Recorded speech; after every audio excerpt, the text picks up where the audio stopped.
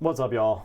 Hello, everybody. We are here with Buffy the Vampire Slayer, the card game. This game came out in 2002 by Score. Score. Score was the company that did the Dragon Ball Z card game. It also notes here that Pez is a registered trademark of Pez Candy.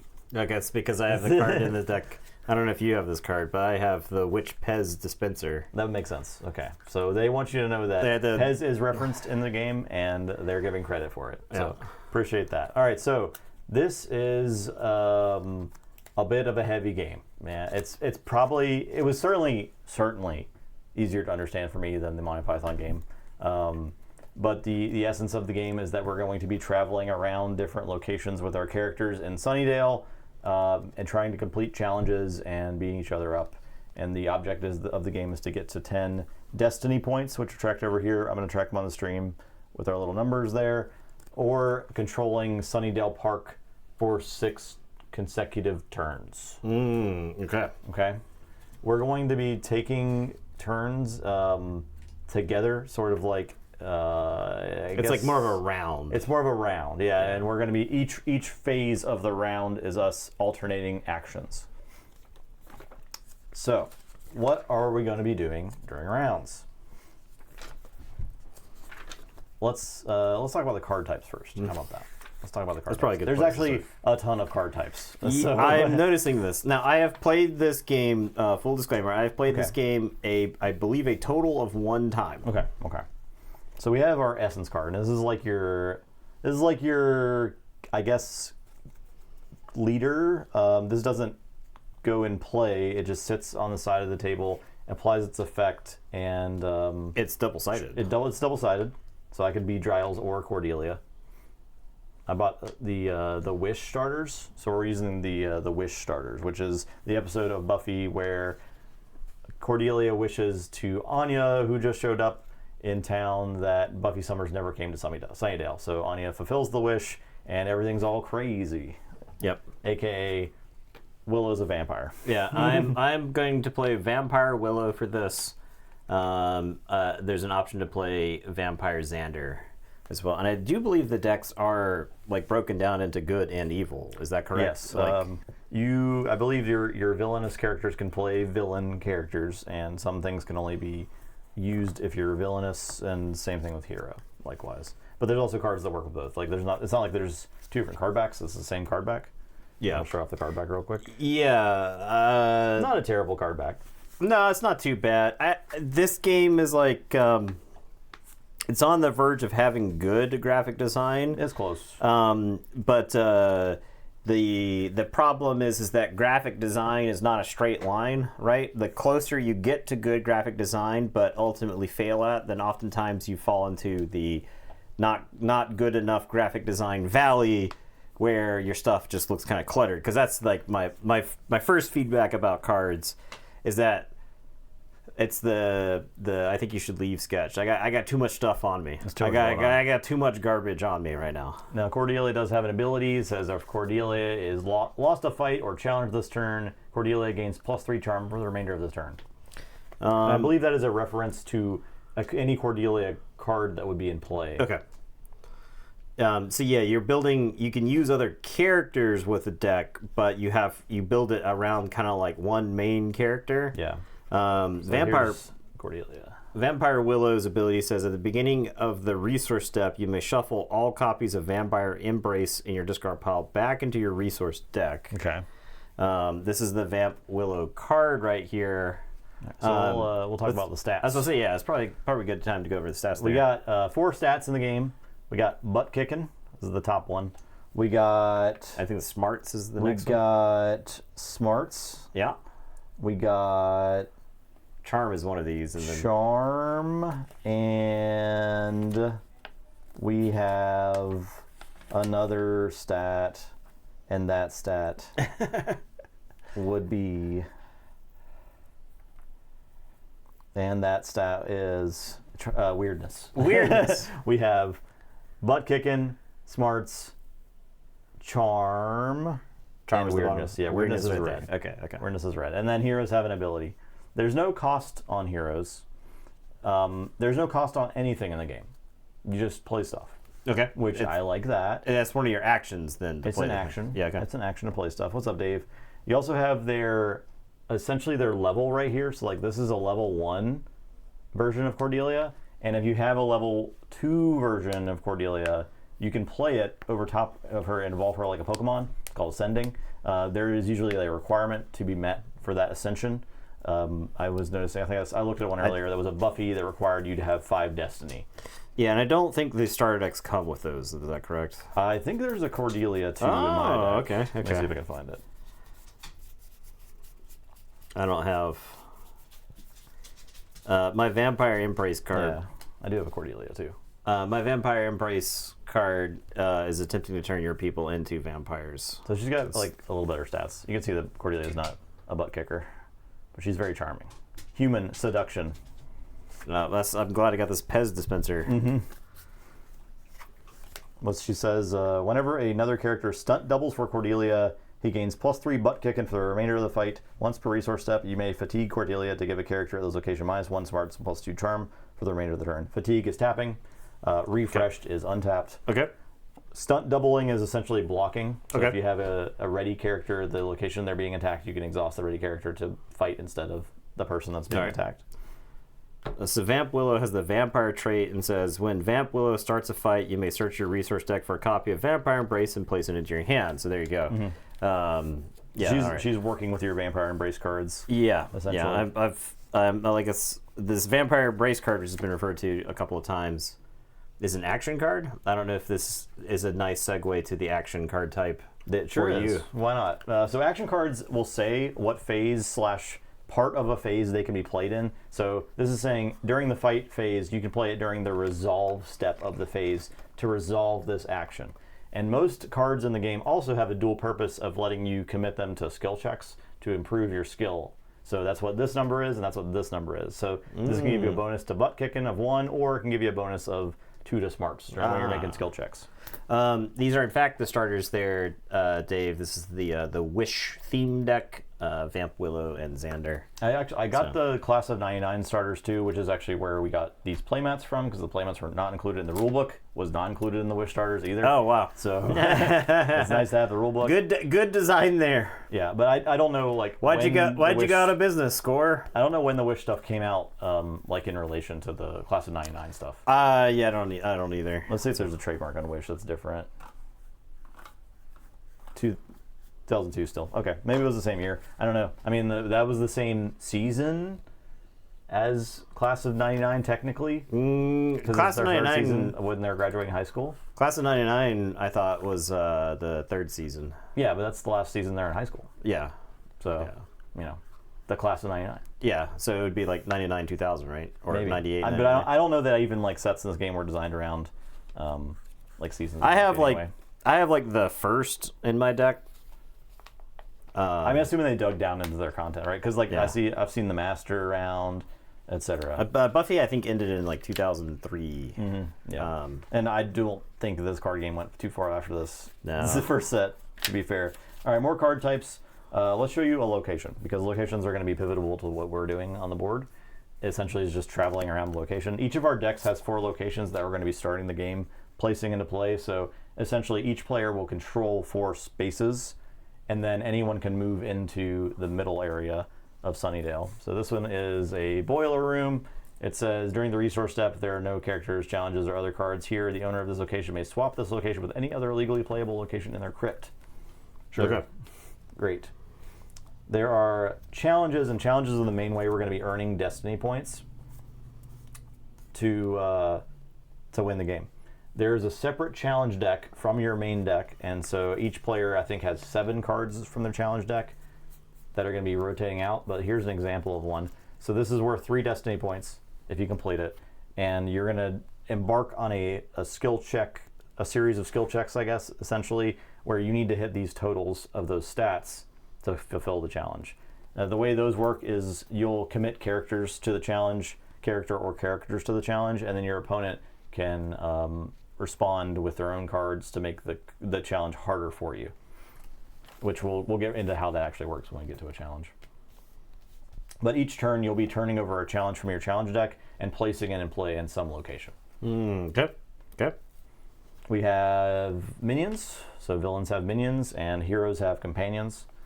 They have stats. They do stuff. They walk around the board. They can fight. They can commit challenges, etc.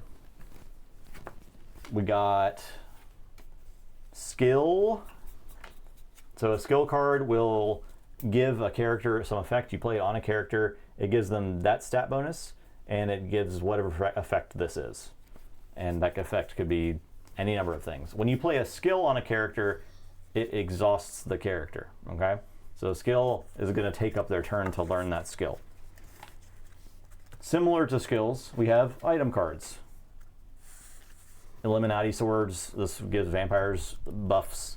Item cards can be played on characters. Each character can hold 2 item cards.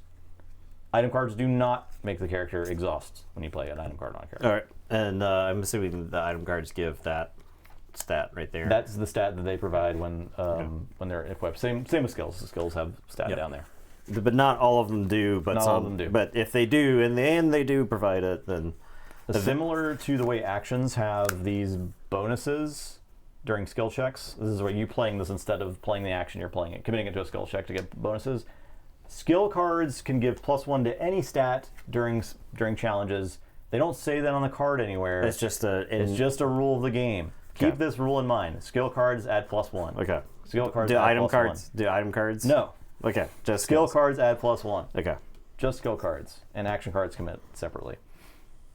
That is all. I think that's everything. I have an event. Have you covered events? Okay, so events. I have an event here called Fast Food. You can play the event, and it does what it says. Okay. They're usually like global effects. You can't play. Only one copy of each event can be played per game, which I don't think we're gonna have to worry about that. Yeah, I have one event in my whole deck. I believe I also have one event in my whole deck. So you need 10 total Destiny to win, or you need to control Sunnydale Park for 6 consecutive turns. The way you control it is you have characters there, and the opponent does not have any characters there. Okay. Okay, so that's card types. All right, so I have my challenge deck right here. I'm going to shuffle out the challenge deck and add it to the challenge deck section. Let's go through setup. Okay. Okay. Setup is involved. We're setting up. We're officially setting up. Setting up Sunnydale. Okay, we have our day-night card. It's going to cycle between day and night. For whatever that means. I'm assuming some cards references it. My fast food card referenced if it is day when this event is played, it is now night. During the end step of the turn, this event is played, vampires may start fights with humans. Okay, great. All right, we're going to shuffle all 7 of our challenge cards. Place them in a face-down small pile to form your challenge deck. Now flip over the top card of your challenge deck and leave it on top. Okay, shuffle the challenge. Shuffle the challenge. Flip over the top card of the challenge. Yeah, mine is. I have Doppelgangland.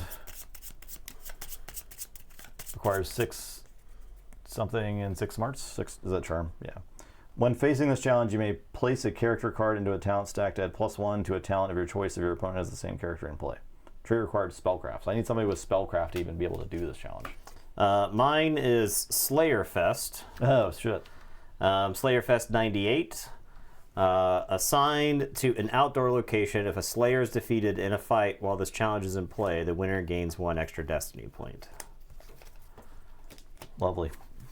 We're going to separate our location cards. So we each have 4 location cards. Yep. Both players reveal their Essence card and level 1 main character at the same time. So I have Cordelia and my level 1 main character, Cordelia. My Essence card is Vamp Willow, and my level 1 character, Vamp Willow. Determine the active player. The active player is the player whose turn it is and who plays first in all steps. Villains are always the first active player. All right, I am the active player.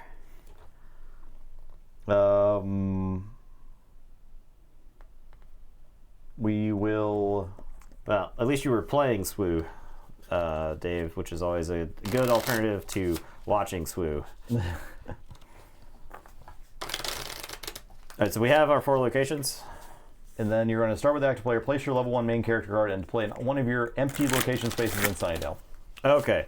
So, do we play the locations there yet? We will. Okay. We're going to place our character first. Sure. I'll place my Vamp Willow right here. I'll place my Cordelia here. Okay. The active player then chooses whether the game begins during the day or night. Would you like it to be day or night? I guess night, because I'm vampires. Okay. It will be night. With the active player going first, alternate playing of location cards on your location spaces in Sunnydale. You don't have to play location cards if you don't want to. You can leave some or all location spaces in Sunnydale empty. Afterwards, place all the unused location cards in the crypt. We have like a discard pile and a crypt. I think the crypt is like gone, and the discard pile is like it can be reshuffled. Yeah. One of the cards that I had like would let me move locations, but then so.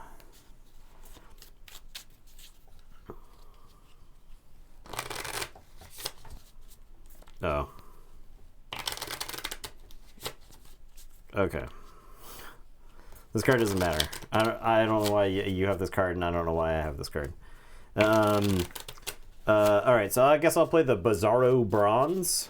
When a vampire at this location stunt doubles for another character, the vampire does not fatigue. Each player may do this once per turn. So this will let me stunt double. Yeah, like this one requires me to have spellcraft, and I don't know if I've been able to spellcraft in my... I mean, the Cordelia is not a Slayer, so yeah. Slayer Fest is not likely to get me a ton of points here. I see. Okay. All right, so I've played that, and you would play location, and we go back and forth. Yeah.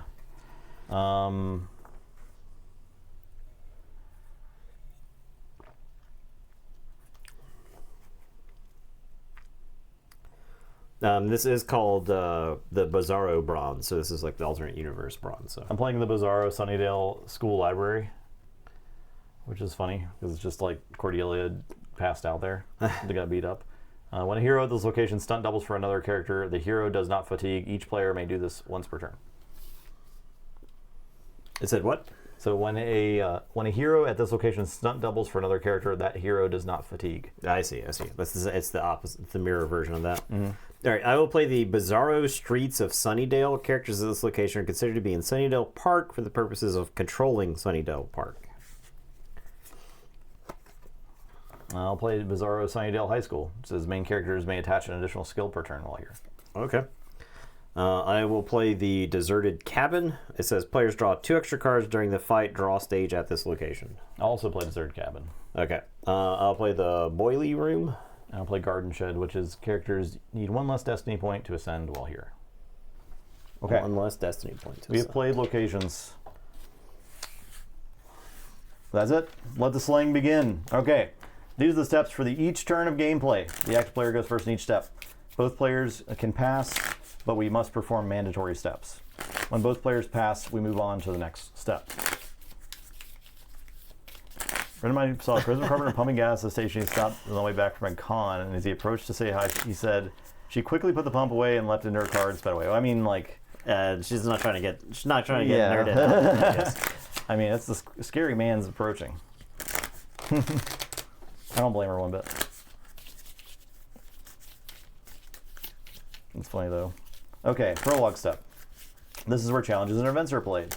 Mandatory. Place a challenge in play if possible and turn the next challenge face up. If you can't play your challenge, place it on the bottom of your challenge deck and turn the next challenge face up. You may only do this once per prologue step.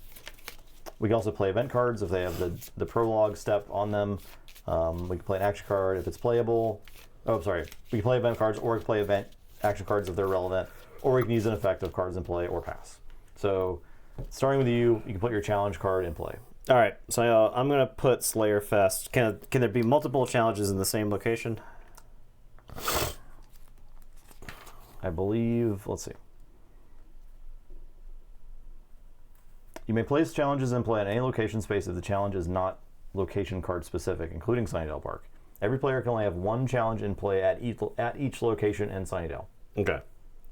So this says assigned to an outdoor location. So I'll assign this to the Deserted Cabin, which I believe is actually where Slayer Fest occurred in the show, canonically. So perfect. All right, I'll play my Doppelgangland to I'll just place it to the deserted cabin as well. Okay. That's the prologue step. I'm assuming we don't have anything to play. We don't have cards in our hand yet. We are about to hit the draw step. Okay, so we draw 5. We are going to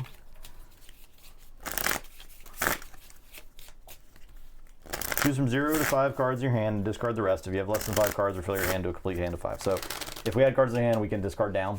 Okay. All the way if we want to, and then we draw up to 5. Love that.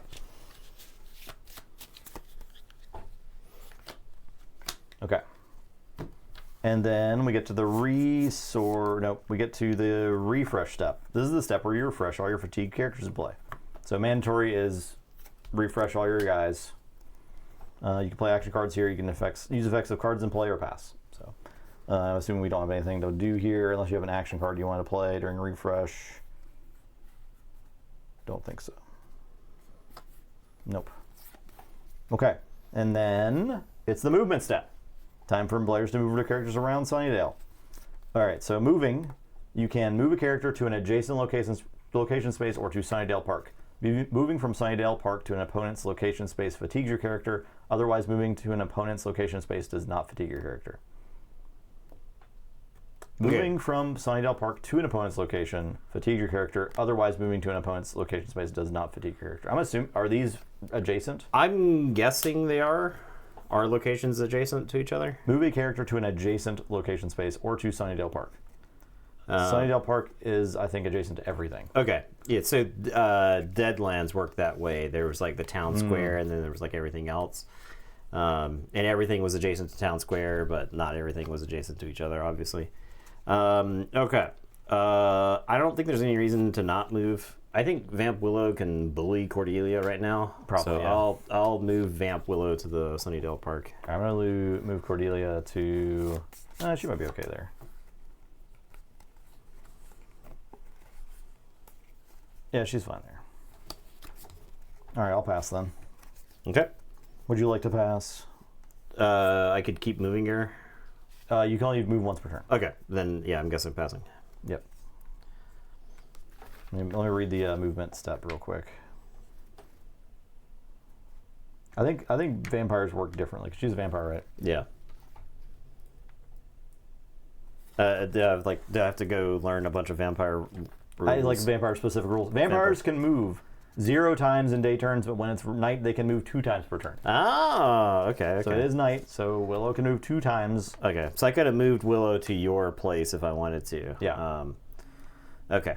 So the day-night cycle interacts with vampires. Apparently, is what ultimately the day-night cycle does here. Non-vampires can move 1 location space per turn, either day or night. All characters may move 1 location space per watch. So per watch is actions. Actions are watches. Presumably, there's some place for my vampire to hide in the park, if during the day, so that way I don't just get vaporized. You just put like a coat over your head or something. Yeah, I just do the blanket thing. Yeah. I just run like Spike. Yeah, it's totally fine. Don't worry about it. Okay. I am done moving. You may move again if you wanted. Nah, I'm just gonna. We'll try to aggro you down in the park, I guess. Okay. We have the resource step. So in this step, you place new characters in play, ascend characters, and equip them with skills and items to the slayage ahead. So this is where you play shit on your guys. Yeah. You can place a character into play. So you can play a level 1 character onto one of your 4 location spaces in Sunnydale. Anytime you place a character into play, you start with their level 1 card. Place an episode part 1 card to play. I don't think there are any episode cards in these decks, but episode cards are like global effect cards that have something happening. Usually it's like centered around episode, and there's usually a part 1 and a part 2 of those. But we don't have to worry about those for the purposes of this game. We can for the starter decks, yeah. Ascend your characters. Characters ascend when they advance from level 1 to level 2 or 2 to level 3 and so forth. Ascension, you need to have the next level of that character card in your hand, and they need to meet the requirement. We talked about that a little earlier. It's evolving your Pokemon. You can attach a skill or item to a character. That's an action. You can swap items around from characters that are the same location as each other. That does not require them to exhaust or anything. You can resurrect your main character. If your main character is not in play and she has a level 1 card in your discard pile, you place your level 1 character card back into play on one of your 4 Sunnydale location spaces. This can be done once per turn. So you can resurrect your main character. Okay. Buffy comes back at the end of the beginning of every season. We wish her back to life. Yep. You can play an action card. We clap Tinkerbell back to life. If an action card says resource on it, you can play it. Okay. You can use an effect on a card. If any of your cards have abilities you want to trigger, you can do that. Okay, so that is the resource phase that we're in that now. All right, so we're in the resource phase. I have a resource action. I am playing Discovery. Discard the top card of your resource deck.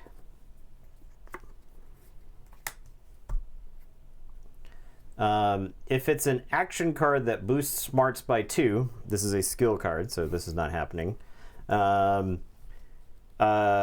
Your opponent chooses for you to do one of the following: draw 2 cards, or look at your opponent's hand, choose a card, and discard it. So nothing happens, I guess. I just have to hit. I guess I gotta hit. I missed. I whiffed. All right, I'm gonna play Wesley Wyndham Price. Uh-oh. He's just got 2 smarts and a bunch of crappy stats. Level 1, human, occult, wuss. Fatigue a wuss you control during the resource step to choose a card in your discard pile and shuffle back in your resource deck. Ah, okay. So he can exhaust himself to do that. I'll play him over here. In the he's gonna awkwardly flirt with her until they finally make out inside of this terrible. That make out, amazing. Okay, so I can play a skill now, correct? Is that correct? Yep. I am going to play Tutoring. Now, this is something that gives 1 smart here. And this says, during the resource deck, fatigue this character to give another character the same location plus X smarts for the remainder of the turn where X is the number. So, I give Vamp Willow Tutoring.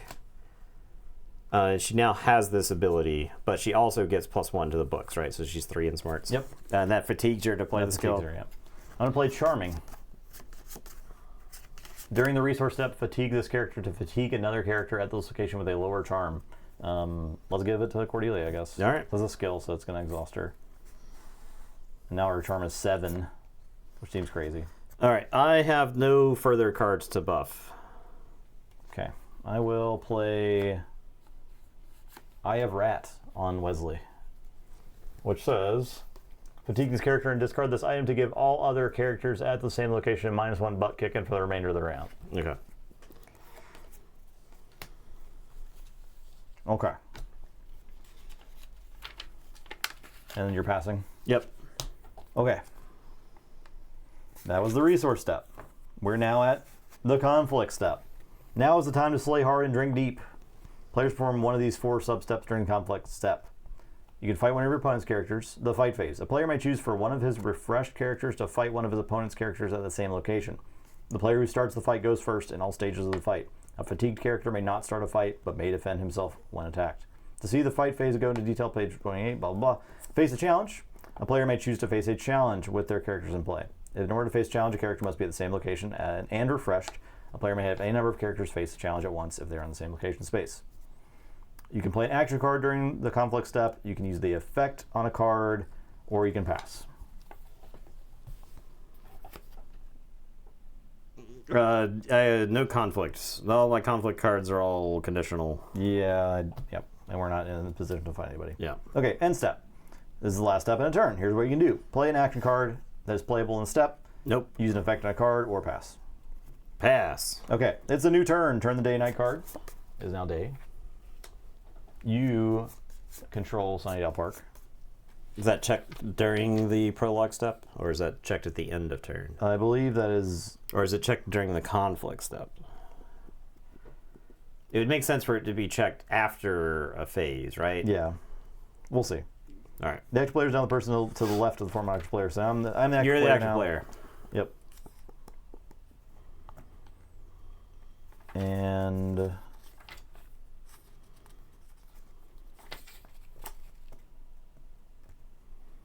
yeah, I don't know when it actually checks. Maybe I glossed over that in the prologue step. I don't know.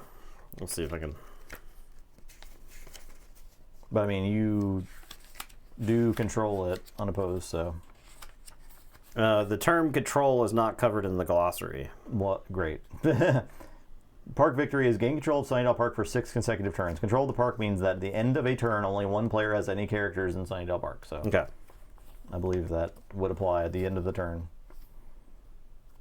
If there are characters from 2 players in Sunnydale Park, or if the park is empty, the count for the park victory resets to 0.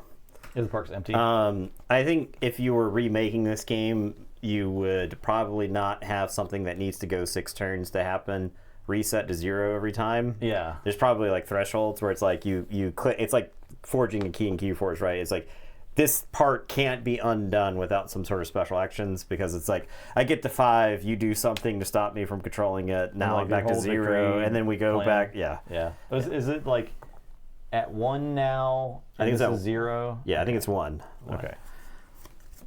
Weird. Okay, mandatory. Prologue step. Place challenge and play if possible. I am the first player now. My challenge is wish granted. It says, or if Cordelia is used to defeat this challenge, she does not fatigue during the challenge resolve step, and you may place the top challenge of your challenge deck into play after you send this challenge to the crypt. That seems pretty good. It does seem pretty good. I don't have any, like, way to beat this. They made a Dragon Ball Z card game, Score did, and they may have made 1 or 2 other games. I'll put this one in high school. Does it give 1 destiny point if completed? It's 1 destiny point if completed, yep. Every time we flip the top card. Okay. So my challenge is called Fairy Tales Are Real. And this says Hansel and Gretel must be used to defeat this challenge. Trait requirement, occult. So we're throwing them down in the boiler room. Okay. That's the closest thing to an oven that I've got. So draw step. All right. I'm gonna discard 1. Draw. So I'm gonna discard the Vampire Embrace. I think I'm like incentivized to discard it. And then these are all conditional cards, so I gotta discard them so I can actually maybe draw the card, some of the cards that'll help with the. All right, refresh step. Okay, so Vamp Willow is ready. And any other actions? I do not have anything. Oh, so I'll pass. In refresh? Yep. Yeah, no, none. Movement.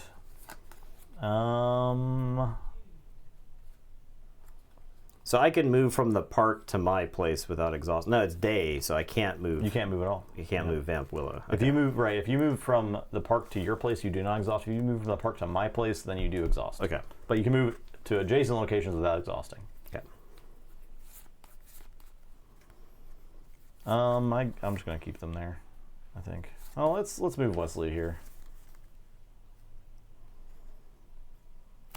We'll move Wesley here. Okay. Then it is the resource step, so we can play stuff. I'll start.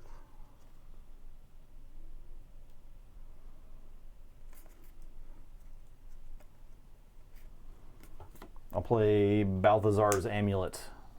Yeah, your deck does recycle if you draw out, so you reshuffle. Once during the fight/challenge battle stage, you may discard 2 cards from your hand to have this character gain +2 to any talent until the fight or challenge ends. If you lose the fight or challenge, send this item to the crypt during the fight challenge discard step. We'll just give that to Wesley. Okay. Does playing an item exhaust someone? No, only skills. Okay. All right, then I am going to give Willow the Empty Puppet Case. This gives 1 smarts, and it says fatigue this item during the resource step and discard a card. Draw a card. She now has 4 books. 4 book smarts. I'll play Babelicious, which is the character gets +2 charm. I don't know why that doesn't have the symbol in the bottom of it, like the other cards do. Because, like, I don't know, man. I'm playing it on Wesley. And then exhaust him. Exhaust him. Okay. I am...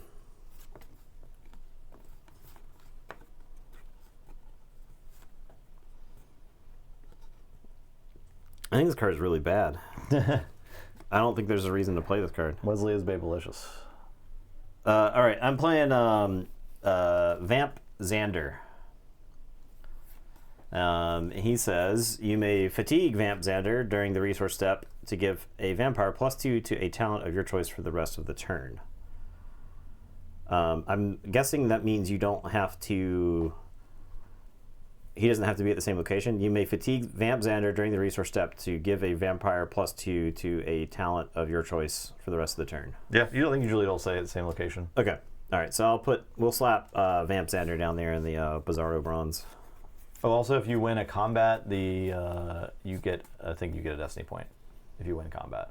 Okay. And if you kill a main character, the opponent loses a destiny point. So if you kill Cordelia, a minus a destiny point. Okay. You cannot go below 0. Okay.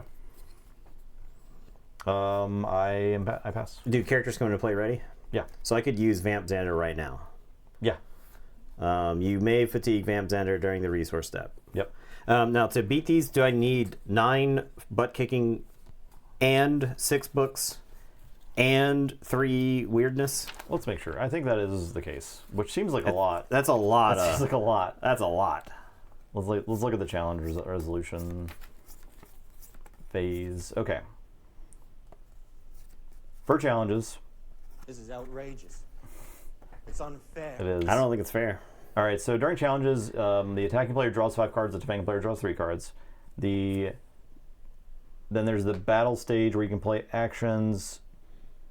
You can boost talents by playing cards into the stacks, which is what the effects on the action cards are. Then you resolve the challenge.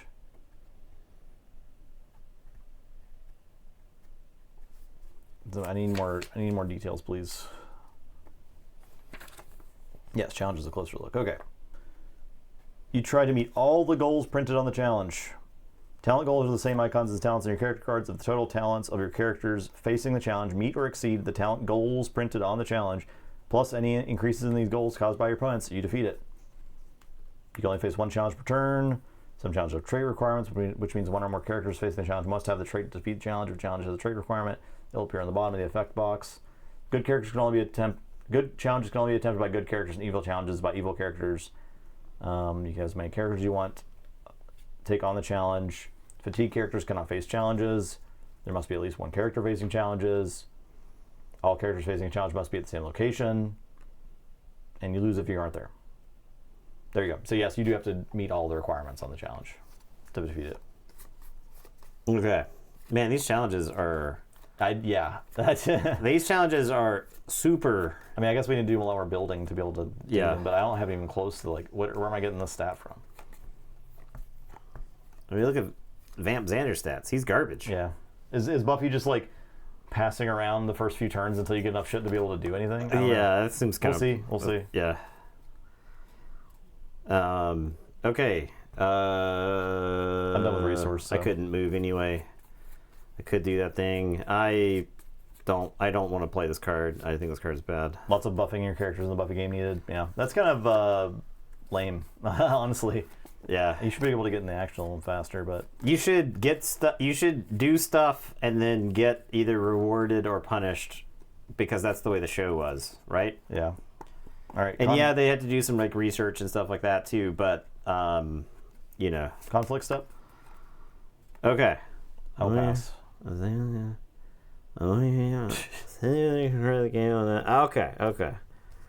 This card, I can eat one of my minions with this card.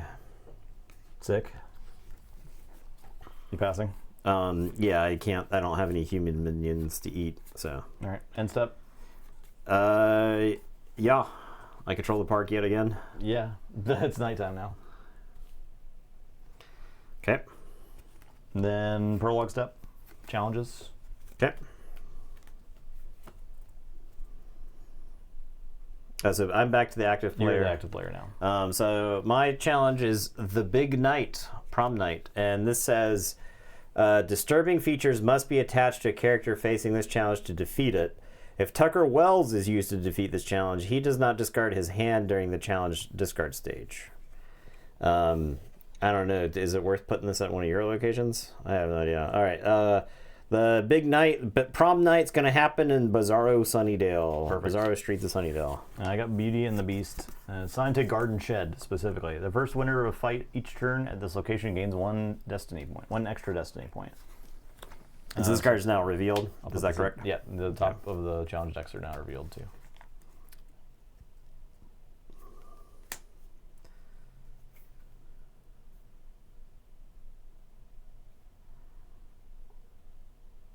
Oh, wow. Okay. I got a challenge after assigned to Buffy's house, but I don't have Buffy's house. Oh. This one says Dead Man's house is assigned to 1630 Ravello Drive, Summer's house. You don't have Summer's house, do you? Nope. What the hell? What the hell, dude? Nope. Why construct?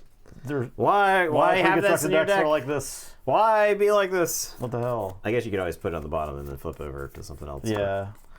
Okay, so discarding a number of these cards. I'm discarding my whole hand. Yeah, I'm discarding down. Okay.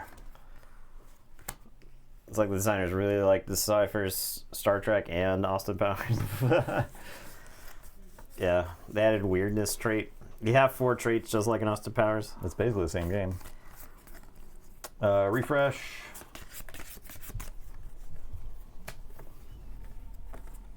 Movement. Okay. So, in theory, I could like play a bunch of characters at one place, You could. right? Mm-hmm. So you can cut through the park. So okay. So I could have Vamp Xander move twice. Do I have to move one at a time, or is it one movement per action? Okay. All right. I will move Vamp Xander into the park. All right, I'm gonna move Cordelia here.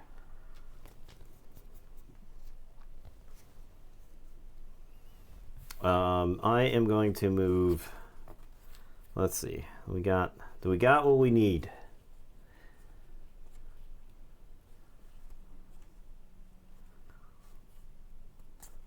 No? Oh my god.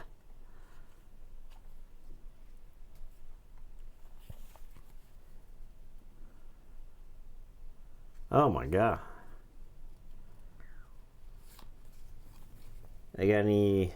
Nope.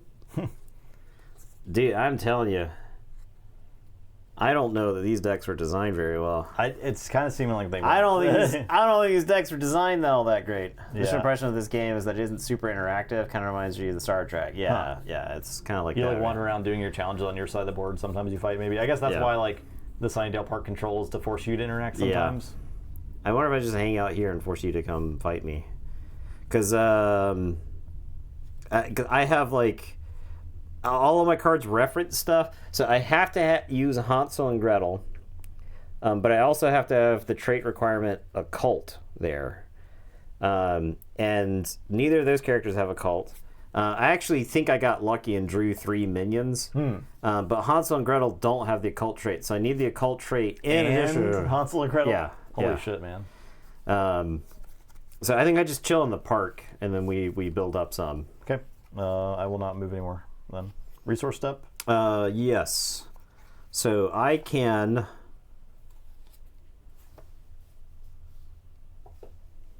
Oh, that card's good though. Oh, that card's good.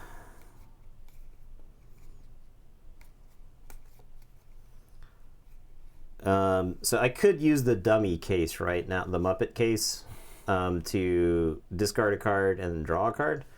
But actually, you know what? I'm doing it. I'm going to use that. Fatigue this item during the resource step and draw a card, or discard a card, draw a card. So I'm going to discard Drive Like Crazy and draw. Okay. I'll play Xander. Gets +1 charm while Cordelia is in play. He can go here, I guess. Okay. I will play Hansel and Gretel. These freaky little kids. They say they are a monster, and any supporting characters with spellcrafts that lose a fight are sent to the crypt instead of the discard pile, so they kill you forever. I'll play Rupert Giles. Giles, my God, he's so. Hey, look at the books. Oh yeah, Human Demonology. You may fatigue Giles during the resource step to give a character in an adjacent location +1 to a talent of your choice until the end of the turn. I still don't know where I'm supposed to get a spellcraft person. I have Willow in my hand too, and she's not spellcraft. Uh-oh. You got season 1 I got Willow? season Look at one. the guy with season 1 Willow, everybody. So that's cool. I'll just play Giles. I'll just play Giles right here. I'm going to play the Harbingers, these freaky looking guys. They have +2 weirdness while at a subterranean location. You got any subterranean locations over there? I don't think so. The boiler room's not a subterranean location, as it turns out. So, do all characters get one move? Yeah. But they don't fatigue? How are you supposed to keep track of that? Yeah, I don't know. All right. You just do. All right, I'll play the Harbingers into the deserted cabin. All right, I'll play Willow. She's a human computer. Computer. You may fatigue Willow during the resource step to give a character in an adjacent location +1 smarts. She can go here. Oh, I see. They start Voltroning. Yeah. All your characters Voltron. I have a Hellhound. This is a demon. Hellhound can move to the location of a character that has formal wear attached, as if it is an adjacent location. Hellhound gets +3 butt kicking while in a fight with a companion or minion. So if it's fighting a companion or minion, I get +3. Against heroes, no such luck. All right, we'll give him. Let's put him here. All right, I'll play Jonathan. Jonathan. Human wuss. All talent requirements on your opponent's cards are increased by 1. Jesus, we gotta kill that guy. Human wuss. I'm gonna turn him into a vampire. Put him right here. Put him on the stack of guys. I have another Hellhound. Okay. I will pass. What happens? How does anything work in this game? We'll play it. You don't remember Jonathan? Jonathan. He got a whole episode. He's like the spoilers. He's like the villain of season 6. He's one of 3 villains of season 6. One of 4 villains in season 6, if we want to count Willow, but whatever. All right, I'm gonna play the video camera onto Willow, and it says fatigue this during the resource step to look at an opponent's hand. Sweet. Sweet. Cool. Okay.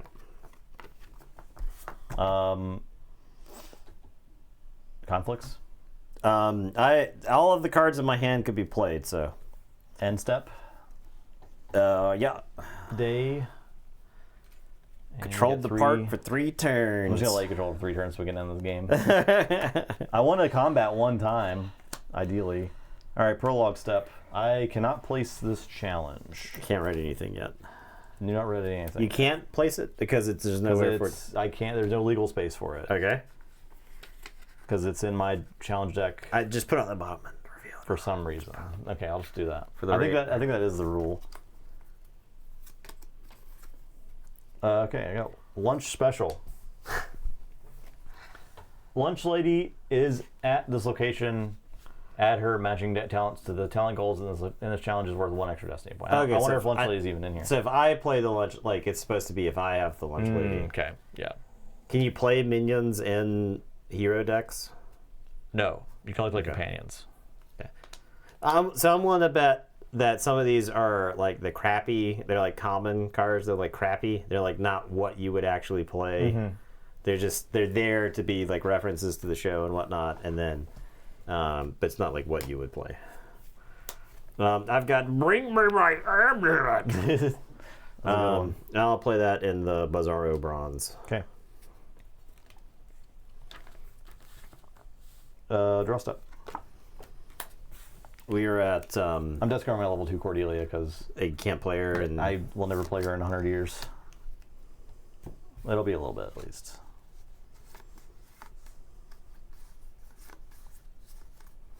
Okay, drawing. I've drawn. Okay. Refresh. Refresh. I'll refresh the dummy case. And pass movement.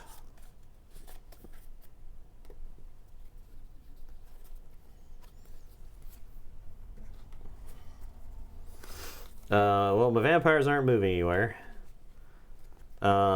If I pass, do I have 0 chance of ever doing anything again?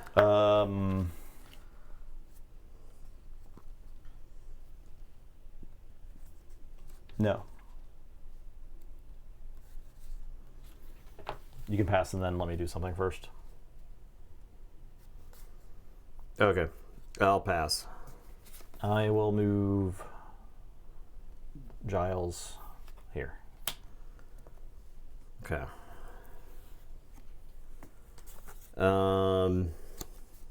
There's like a world where I actually get to do that thing. And next turn even, potentially. What could even be on the following turn. I'm just going to pass. Like, why aren't all my challenges charm related? That's what I'm trying to figure out. Yeah. I will move Jonathan here.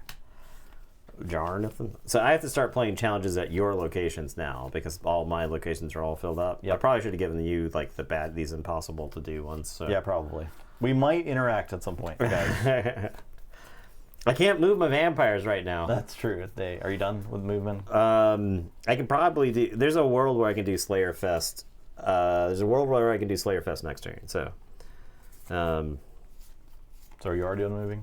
Yeah, I think I'm done moving. Okay, I'm gonna move Wes here, and Cordelia's here, and then I'll move Willow here.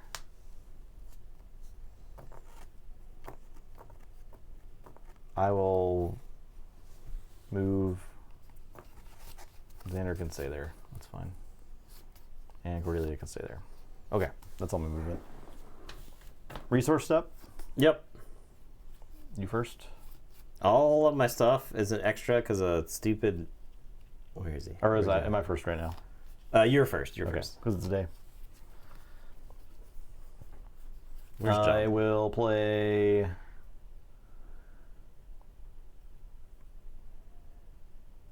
Buffy. Uh-oh. Buffy. She is a Slayer. 3 butt kicking. Buffy may attach 1 extra item. When Buffy is in a fight, draw a card at the end of the fight. Wait, you can only have stage. 2 items on a character? Yes. I must have at least 4 items attached to defeat this challenge. Okay, so I have to have 2 items on 2 characters? 2 characters. At least, yeah. Okay. I will play, and I go for that. I think that's easier to do. Jonathan. All right, I'm going to play the Illuminati Vamps. I have control of the park for 3 turns currently. Vampire, when you place Illuminati Vamps into play, you must search your resource deck for a copy of Illuminati Swords and attach it to this character. So he's going to go get some swords. Sweet. And Assigned to a vampire. The Illuminati Swords. Assigned to a vampire. When this vampire is in a fight, he gains the +1 blood kicking, and a character may not stunt double for the attacked character. Only 1 Illuminati Swords may be attached to a character. why do games gotta make starter decks that aren't functional? I don't know. Like, who is in charge of these decisions? I don't know, man. I'm gonna attach Formal Wear I'm going to send the Hellhounds after you. to Xander. The Hellhounds are coming after Xander. It's character gets +1 charm. If attached to Xander, Xander gains an additional +1 charm and an additional +1 charm during challenges. Okay. Well, too bad he's got Hellhounds coming after him. Yeah, that's fine. I'm okay if Xander gets eaten by Hellhounds.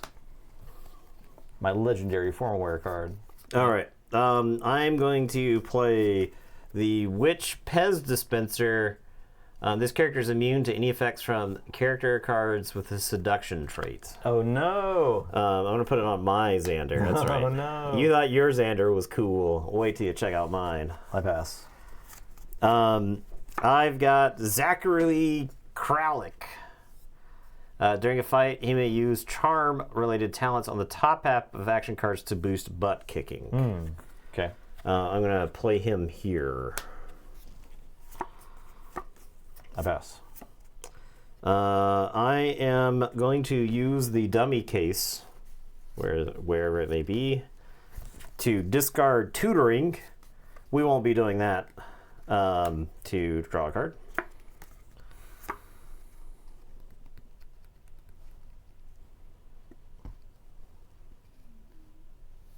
Is there a game with a more bewildering board say, I don't know what the hell's going on the board? Right? I couldn't tell you. Yeah. I do not know what's happening on the inside of the board. I couldn't be asked to know. Okay. I'm still passing. All right. there's right now there's not enough incentive for us to be fighting each other. Yeah, is the thing, right? That's the thing. I am playing Pat. I don't know who he is. I don't remember that character I don't remember either. this character.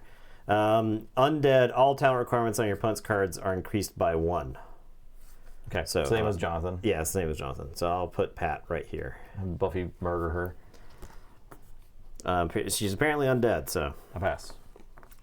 I can look at your hand. Let's check out that hand. I have some cards. There you go. Okay. Some action Untrustworthy. Cards. And I'm a blood-sucking fiend. I'm a blood-sucking fiend. Which is funny. This is funny. Players cannot use the talent icon on the right-hand side of the action cards to boost talents. Oh, that seems really good.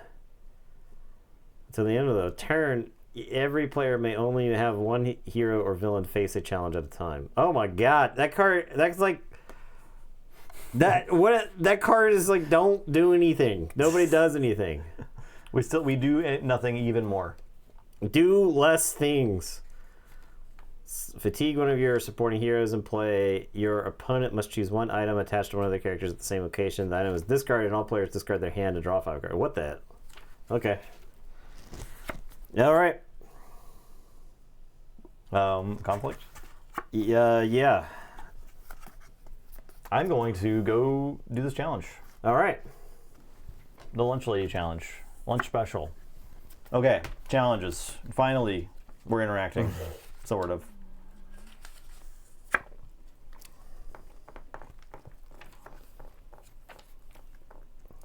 Oh, geez. Okay. Okay. The challenge, choose stage. We can play an action card that is playable at the stage.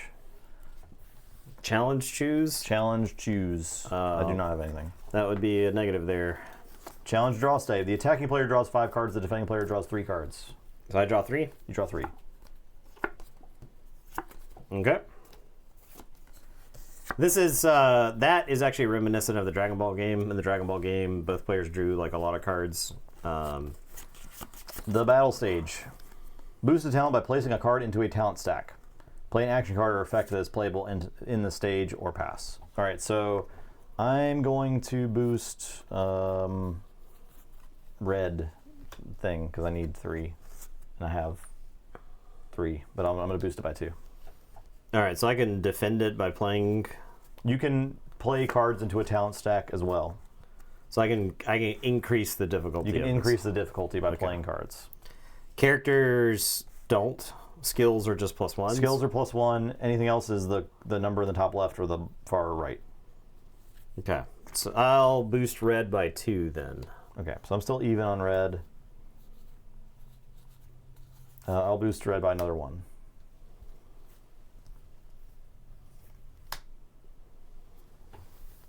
And I do have to meet or exceed it. Where my total is 4. Your total is 4? Yeah. My total is, I guess it's 6, and the difficulty now is 5 because you had it's 6 because of Pat. Okay, so it's 6. There's way too much. It's too much. There's way too much stuff. Right. You're absolutely right. There's way too much stuff on the board. Okay. All right. So you got 6 to 5. Mm-hmm. Do you have enough books? I have 8 books. You have 8 books.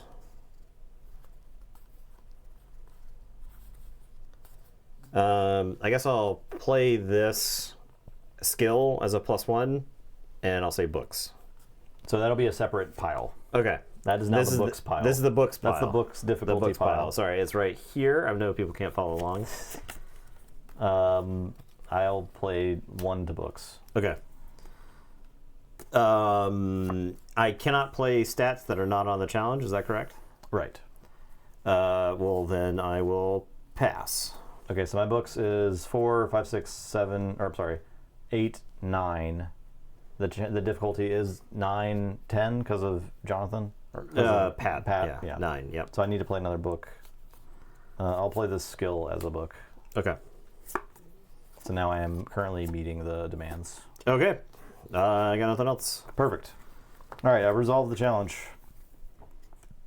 You can play any cards that are challenge resolve. That's negative. Mandatory discard step. Discard down to 5 cards if possible. And you can play action cards during this step as well. Resolving challenges. Attacker and defender add up their talents. Yep. Compare talent totals. If the talent character's talent equal or beat the inflated talent goals of the challenge, the challenge is defeated. Attacker player gains the amount of destiny points listed in the upper right-hand corner of the challenge. 3 points. Easy. So easy.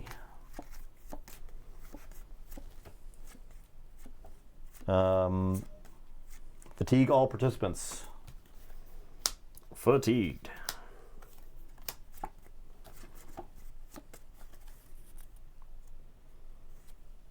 Where's the challenge go? The challenge is then sent to the crypt. Okay. Okay. That's it. That was my challenge. Now you may do a thing. I think you only do 1 challenge per round, right? Yeah, I think so.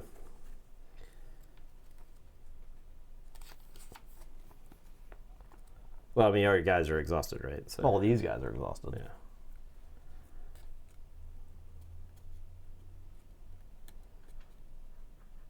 Yeah. Okay. Yeah, I don't have anything else. Okay. I will not do any more challenges anyway, so. Next end step goes to night, day 4 of your control. Yep, of the park. Of the park. I guess I need to amass an assault on Sunnydale Park at some point. Vamp Willow and Vamp Xander have taken over the park. Prologue. More challenges.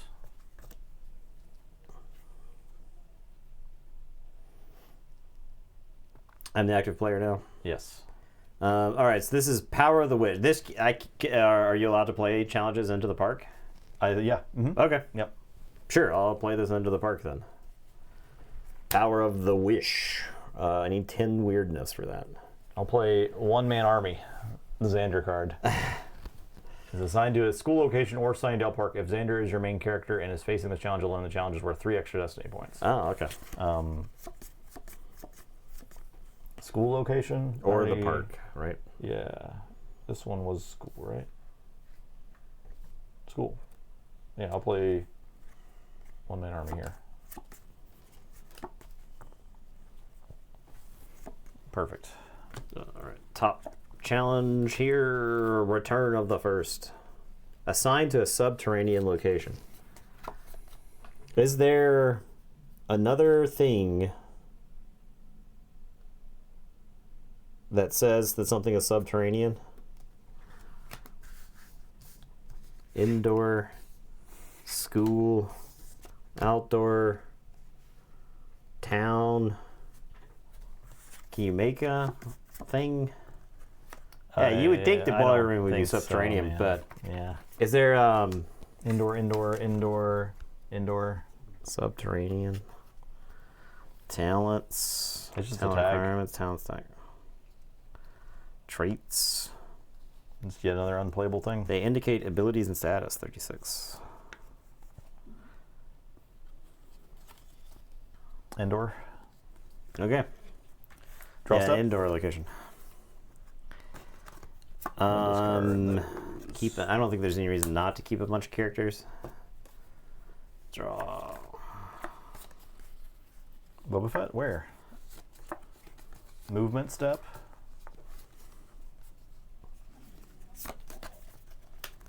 Oh, refresh first.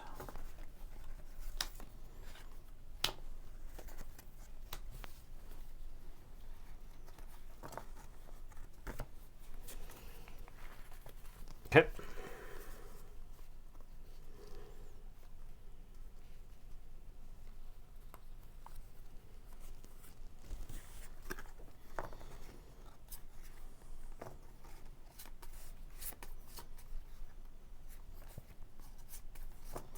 You want to move anything?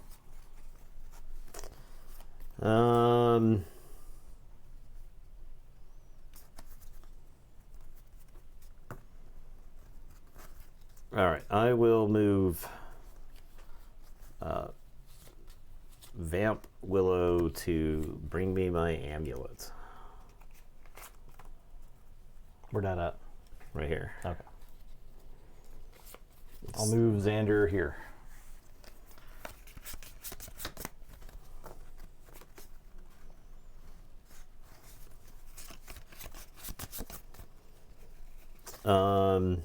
I will move Vamp Xander to bring me my amulet. Okay. I'll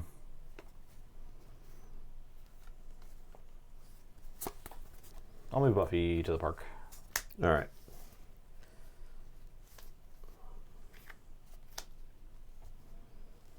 Just wandering into the empty park. Oh, weirdness. Got a weirdness for this over here. Yeah, we got some pretty weird dudes. Pretty weird dudes here. Yeah, the only fatigue going into an opponent's location from the park. No further movement. No, I'll pass. Okay. Let's move Cordelia here. And they're fine there. Okay. Resource. All right. I'm going to give Vamp Xander some Illuminati swords. Okay.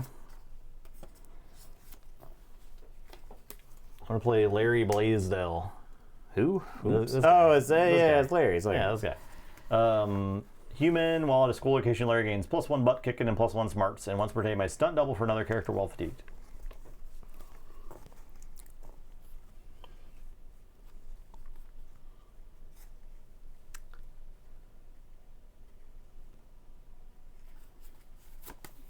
Anything else? I am going to play a Hellhound. Here. I'll play Scott Hope. This guy. While at the same location as Buffy, Scott gains +1 charm. Scott may stunt double for Buffy without fatiguing. He can go here. I'm going to play Tucker Wells. Once during your resource step, you may search your discard pile or resource for a Hellhound, show it to your opponent, and place the card in your hand. So I'll place Tucker here. I'm gonna make Xander Babelicious. Okay. +2 charm.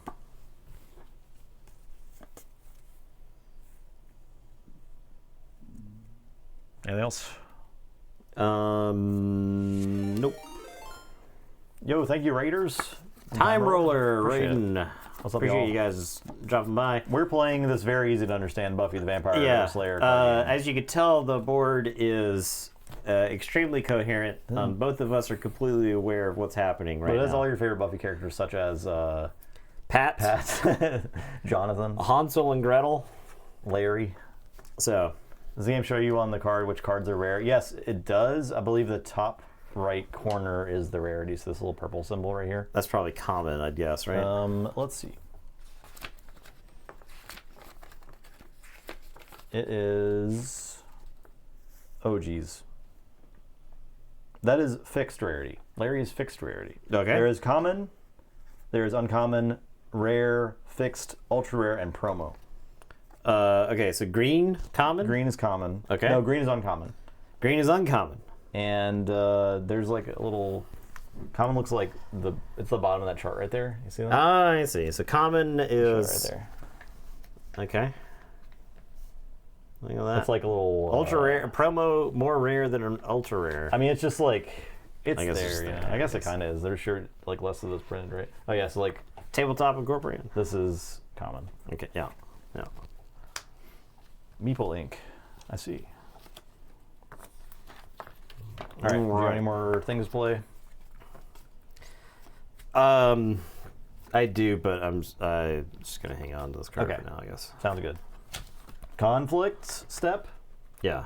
Would you like to make a thing? Yeah, we're gonna try to take on Bring Me My Amulet. Okay. Here, so attempting this challenge. So you need 5 butt kicking and 4 thing for Yeah. charm. No, 4 weirdness. Yeah, right now I have 6. Is this considered a fight? It's not. Okay. I have 8 butt kicking here, and I have 3, 4, 5, 6, 7 of the red. Okay, so you're gonna draw 5 cards. I'm gonna draw 3 cards. Okay. 1, 2, 3, 4, 5. And then you can commit to piles if you want. You can also pass since you're already winning. Another thing I feel about this game is, we're using multiple decks. I think I would take that and push it slightly further. You're always talking think I about would- multiple decks, Nathan. I think I would. Well, I would make. We have the challenge deck, right? Yeah. But I think I would push stuff into other piles. Nathan's so- gonna design a TCG with 6 different decks you have Yeah. to manage. Yep. And Well, it'll sounds be kinda the sick to greatest. me. It'll be the greatest card game ever. If you everybody likes playing deck builders. Yeah, All right. yeah. What if you were deck building 6 decks at the same time? Whoa. Maybe somebody might think 2, and they might think they're genius. But me, a giga brain, and I'm proposing 6 simultaneous deck builders. It's next level. All right, so you want to commit anything? So right now I'm blowing this out of the water. I Yeah. think there's no reason for me to commit stuff to this. Yeah, I'm not gonna touch it. All right, I have brought this dude as amulet. I have scored 3 destiny points. Boom. This goes to the crypt. I Excellent work, will Vampire Squad. Attempt 1-man army.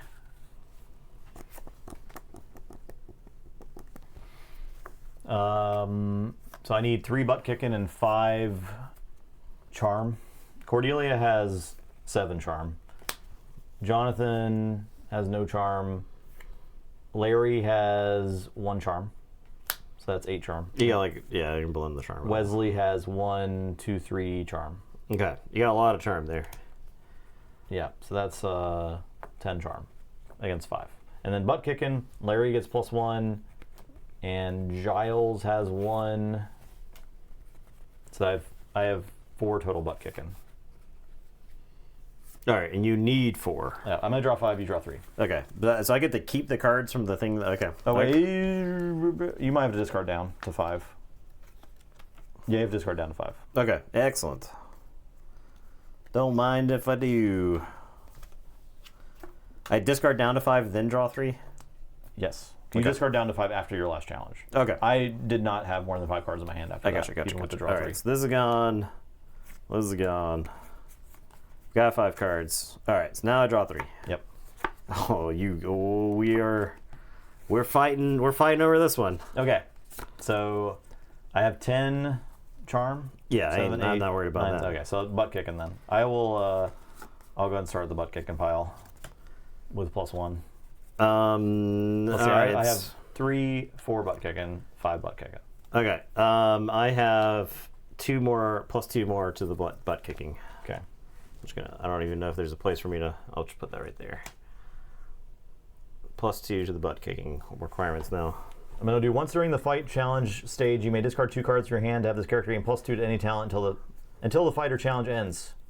If you lose the fighter challenge, send this item to the crypt during the fight challenge discard stage. Wesley is using Balthazar's amulet. Okay. So I'm going to discard this event card and this formal wear. So he's going to get +2 butt kicking. Okay. So you are +1 right now. 3, 4, 5, 6, 7. 7 to 6. All right, here's another +2. So now it's 7 to 8. Yep. Let's make it 8. Let's make it 9. This is a skill, it just gives +1 to it. Let's make it 10. Let's make it 10. Let's make it 11.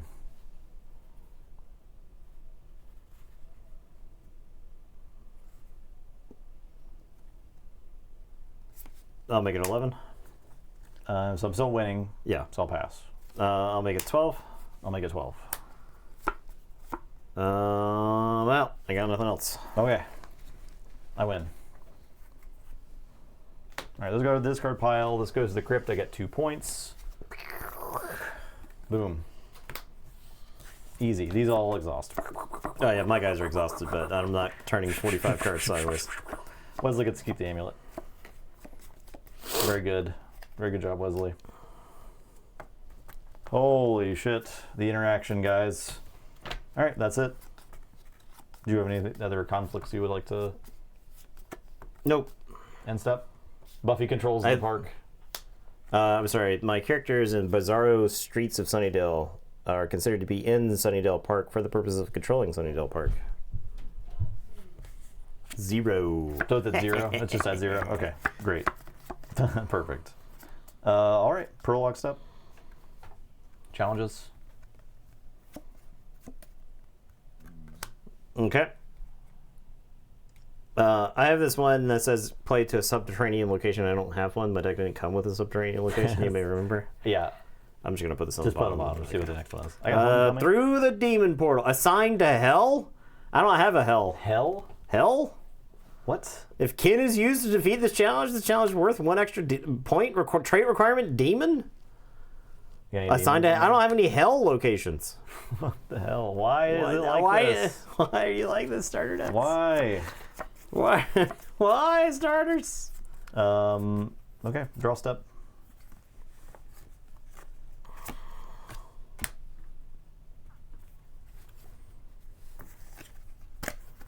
Is it when you draw your last card you reshuffle, or when you go to draw?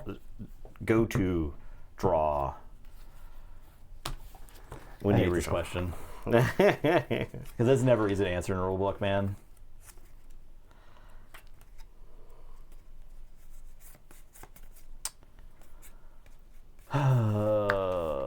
Let's see. Flipping through the rulebook. It like barely matters too. Page 33. If you run out of cards in your resource deck while drawing your 5 cards, then keep the cards you have, reshuffle your discard pile back in your resource deck, and draw the rest. If you have no cards in your discard pile or resource deck, then just keep playing with cards you have. So when you would draw a card. Okay, when you would draw. Maybe hell is a subterranean look at. Yeah, that would make sense. That would make sense, yeah. I can't assign this demon portal. Refresh. Refresh. Refresh. Refresh. Well, vampires can't move anywhere. Refresh. Stay. Refresh. Refresh. Okay.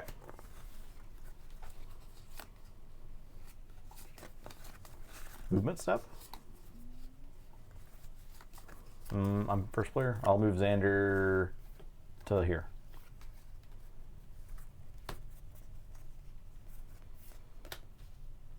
Would you like to move anything?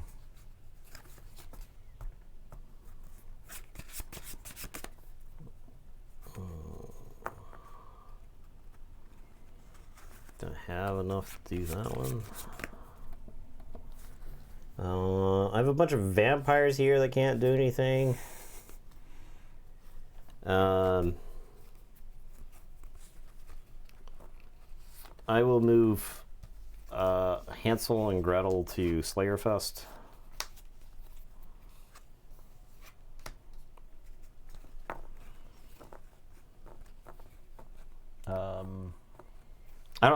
I don't know that I have any characters with the occult trait in this deck. Yeah, I'm pretty sure I don't have any spellcraft characters. So I can't like do the fairy tales are real thing, even though I do have Hansel and Gretel. I don't understand, like, why. I don't know, man. Okay. I'll move the Hellhounds to Slayerfest. Pass. I'm going to move the Hellhound to Slayerfest. Pass.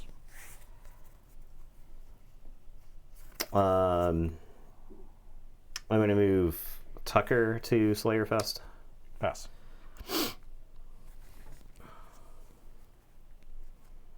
That's what I got.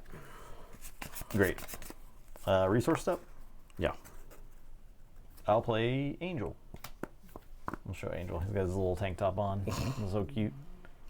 That's him back fresh from hell. Yeah. Why?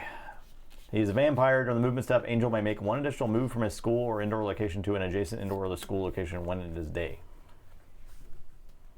So he can move a lot. I am going to play the first. Pure evil. During the conflict step, you may fatigue the first and choose one of your opponent's refreshed characters at the same location. During the opponent's next watch in the step, that character must start a fight if possible. I do think that, like, if you house rule and curate decks in this game, it probably can be fun. Yeah.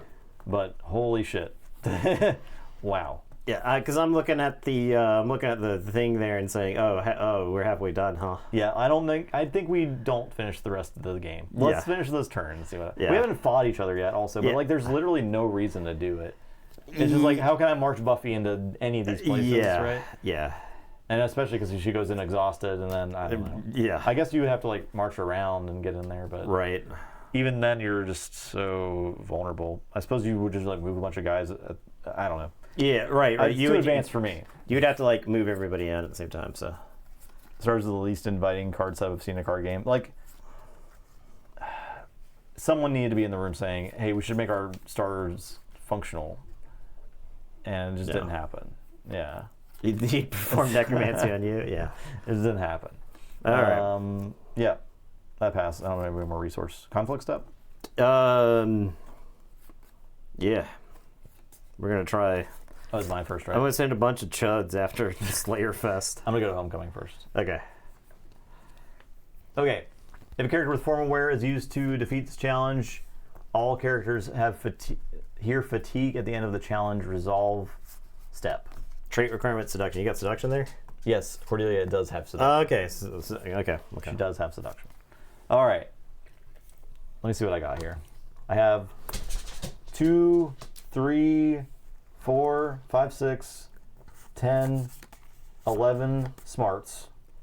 And I have 1, 2, 9, 10, 11, 12, 13,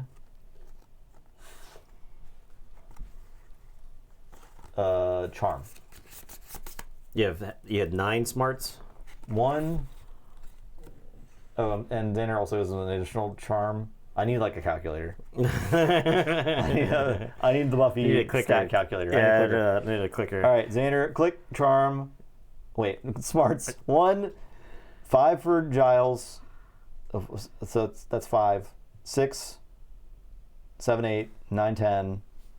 11 because he's got on his text box. Okay.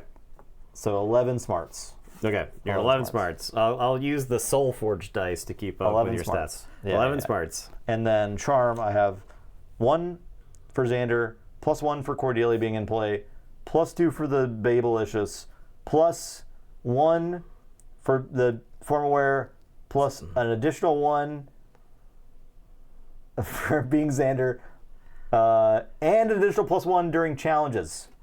So that's plus another 3. Okay? Do we want me to start over? That's 1, all right, 2, 3, 4, 5, 6, 7. 7 charm. Okay. +1 that's just on the card? Okay, all right. I'm assuming that's separate from. That's just separate? All right. Giles has 1 charm. All right. Well, that's not true. He's got more than that. I agree. Ripper's got more than that. Cordelia has 4 plus whatever. 7. 7. Okay, so 16 charm. Mm-hmm. Wesley has 1, 2, 3 because he's Babelicious as well. 19 charm. And then Larry has 1 charm. You're at 20 charm. Yeah. Okay. All right, draw 5 cards. I draw 3, so I shuffle and redraw. Yep. My God. I want to get off Mr. Buffy's Wild Ride. Lots of interesting concepts in this game. Lots of interesting concepts. Not sure this game was ever play tested. The skill check thing. I don't hate the skill check thing. I don't hate it. It's like Arkham Horror. Arkham Horror works that way, where you can use cards. I don't hate it. Multiple and I like that there's like not costs. The stats are fine. Although I just don't. So like, here's the thing. Now that we have all of our shit in play, the deck is like all skill checks, right? Yeah, All just about skill checks. So it's like, why isn't there just a skill deck? yeah, yeah. Or perhaps, And then you just flip out one card on top of the skill deck, and that's how you resolve challenges. Like, why don't we just roll dice or something, right? Like something Like this, yeah. Like this whole process is pretty meaningless. I feel Yeah. like it's pretty. Yeah, it's something. There's something there. There's something there. Yeah, I'm not poo-pooing this game forever. I'm Right, not so saying there's I'm- nothing here for people. I think if you're If you're a Buffy fan, I think you can curate some decks I would to say make it fun. I'm probably an above average Buffy fan. I'm not a Buffy mega fan, but I have known Buffy mega fans, and they did enjoy this game. I don't know how they played it as long as they did, but they enjoyed it at the time. But I think this does not meet modern design requirements, right? No. This is like a relic. This is like a system that's a relic of the '90s card games. And that's kind of like left over. So anyway, Would you like to make my challenge harder? All right. So you have 11 smarts. You need 9. I will play 2 smarts to this to go to even 11. Up till 11. It's all Yeah. pass. I'll play another 2 to get 2 up on you. Okay, I'll play a skill for 1, so I go to a 12. I will play another 2. I'll play a skill to go to 1. So you are behind now? I'm still behind, I think. Yeah. Okay. So you're at 13. I'm going Yeah. to keep it up. Yeah, So yeah. 13, and the total now is 15. Yeah. So you're behind 2. So I will pass. I'll play 1. You're at 14. I will pass. I'll play 1. So you're at 15. I will now play 1.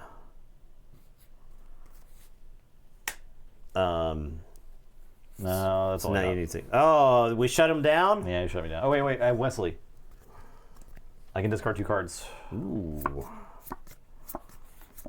to get +2. I use the Balthazar's amulet. All right. So you go up to 17. Yeah. I will play 1. So this is 6, 7, 8. That's 17. Mm-hmm.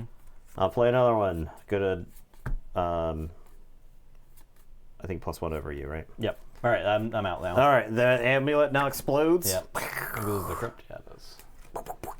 Very good. We did it. We did it. Oh, these are exhausted now. All right, you can challenge now. All right. These chumps are going to try to challenge Slayer Fest. I don't think they stand a chance, but we're not going to let that stop them. I will draw 5 cards. 5 Destiny for Slayer Fest. All right, I draw 3 cards. Here it is, Slayer Fest 98.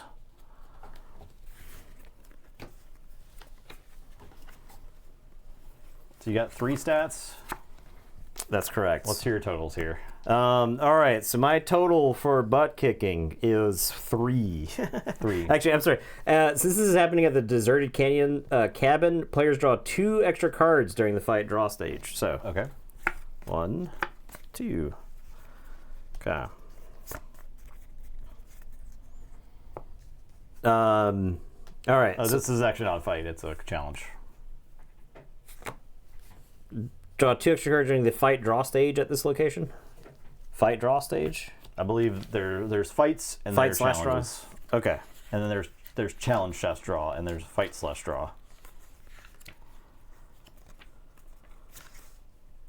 Yeah, that is correct. Okay. So we don't draw those. No, Okay. put them back. I needed those cards. Yeah, I'm sure. Three fight.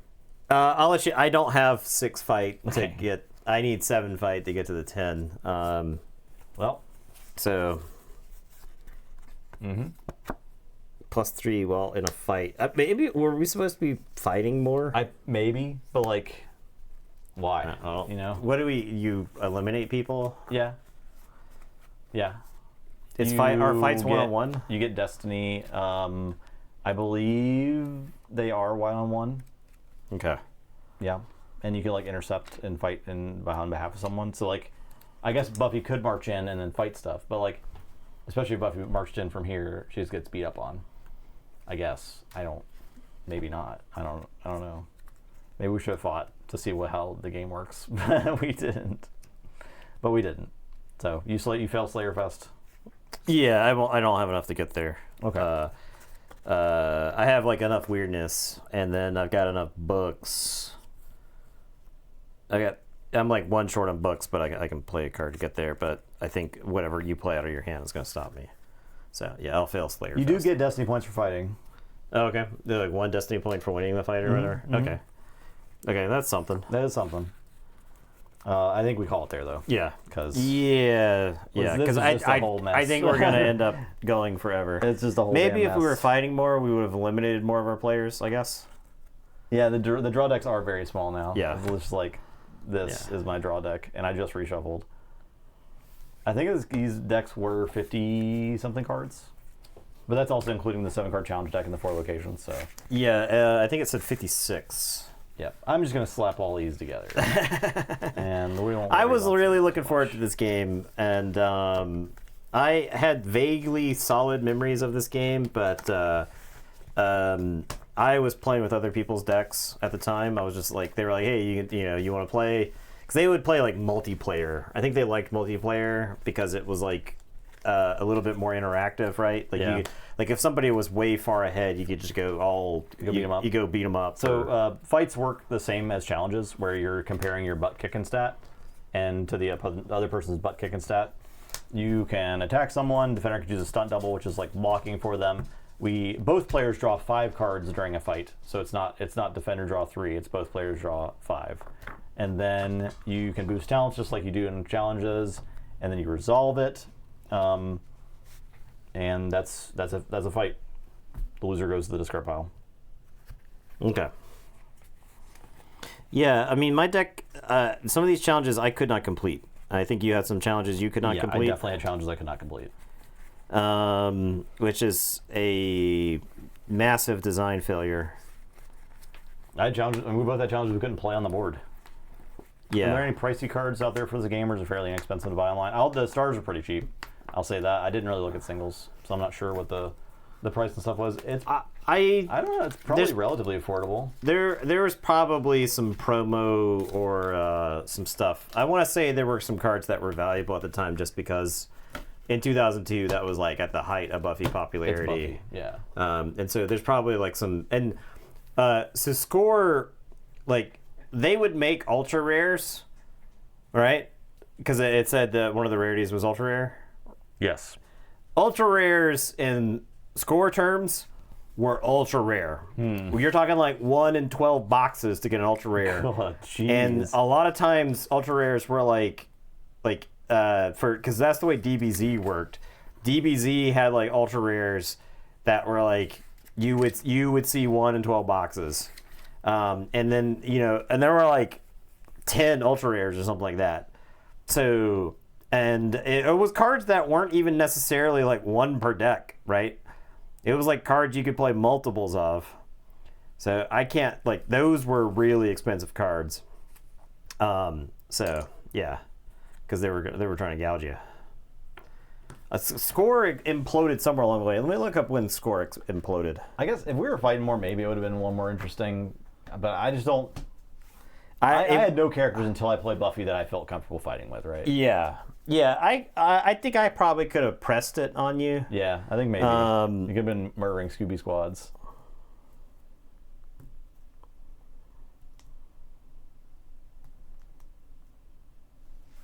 All right. Score, Media, and Gaming. No, that's not right. I'm a blood-sucking fiend. This is another. It's my favorite card. Score.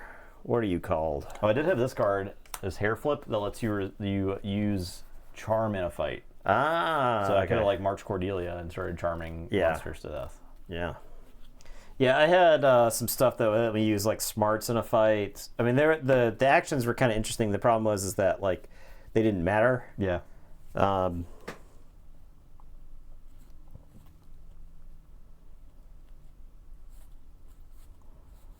Score Entertainment.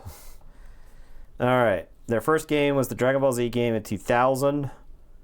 And they were bought out in 2009 by Panini. Panini? And Score was closed down. So they did not even exist a decade. Wow. So they did do the Buffy card game.